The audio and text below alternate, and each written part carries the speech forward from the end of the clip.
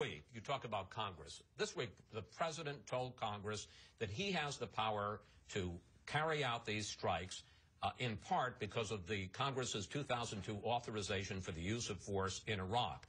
But I have a letter here that Susan Rice sent to the Congress back in July of this year, just 2 months ago, in which she writes this: with American combat troops having completed their withdrawal from Iraq on December 18, 2011, the Iraq authorization for the use of military force, is no longer used for any U.S. government activities, and the administration fully supports its repeal.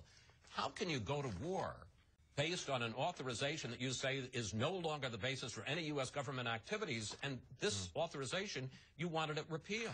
Chris, there are two authorizations in question. The first one is the 2001 authorization to use force. That was the one that was voted by Congress in the wake of the 9/11 attacks. And it said this: we can use all necessary means to go after those. This week you also said the Iraq authorization. Let me just finish.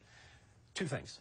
You're right, but there are two things. One, 2001 authorization to use force. It said we can go after anyone who was associated with the forces that attacked us on 9/11. Zarqawi, the founder of al-Qaeda in Iraq, was a colleague of Osama bin Laden's before 9/11, very close to him. After 9/11, he formed al-Qaeda in Iraq. They associated themselves with al-Qaeda. I understand that, sir. I'm asking you about the 2002 Iraq authorization. Is it the basis or is it not the basis? It is a basis with 2001, but the 2002 authorization was focused on Saddam Hussein.